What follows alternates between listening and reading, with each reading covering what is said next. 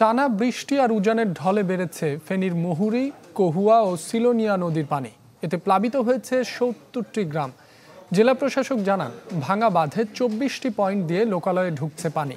এতে পরশুরাম ও ফুলগাজী উপজেলার ৭০টি গ্রাম তলিয়ে যায়। পানিবন্দী অন্তত ১৩,০০০ মানুষ। পানি বেড়েছে মৌলভীবাজারের মনু ও কুশিয়ারা নদীতে।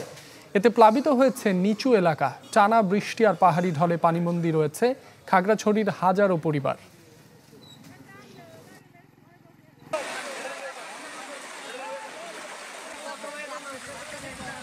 পানির অবস্থা অনেক ভয়াবহ। আমাদের এদিকে পানি এখনো প্রতি সেকেন্ডে পানি অনেক বাড়তেছে।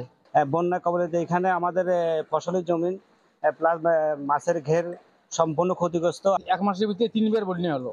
এই যে এরকম অবস্থা পানি। এটা একটা রাস্তার মেরামত না করলে তো বিপদ এই এলাকার মানুষের।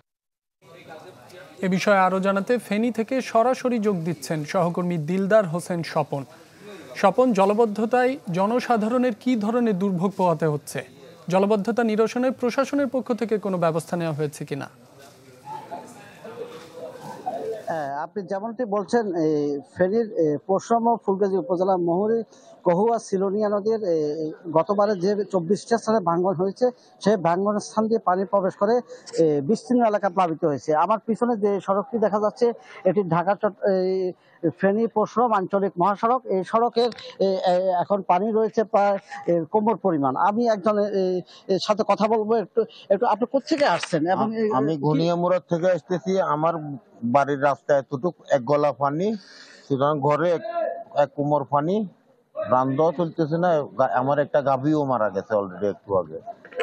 আমাকে একজন ক্ষতিগ্রস্ত ব্যক্তি, যিনি ঘনিয়ামুড়া এলাকার বাসিন্দা ফুলগাজীর, তিনি জানিয়েছেন যে তাদের বাড়িতে প্রায় কোমর পরিমাণ পানি এবং রাস্তাতে রয়েছে গলা পরিমাণ পানি। অর্থাৎ এই এলাকায় গত 88 সালের পরে এবারে প্রথম বন্যা হলো, যেটা ভয়াবহ বন্যা।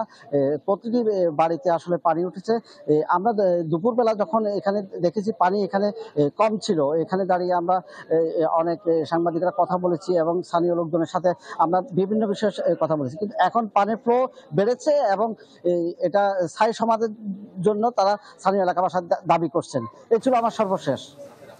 স্বপন, আপনাকে ধন্যবাদ। দর্শক, ফেনী থেকে যোগ দিয়েছিলেন সহকর্মী দিলদার হোসেন স্বপন।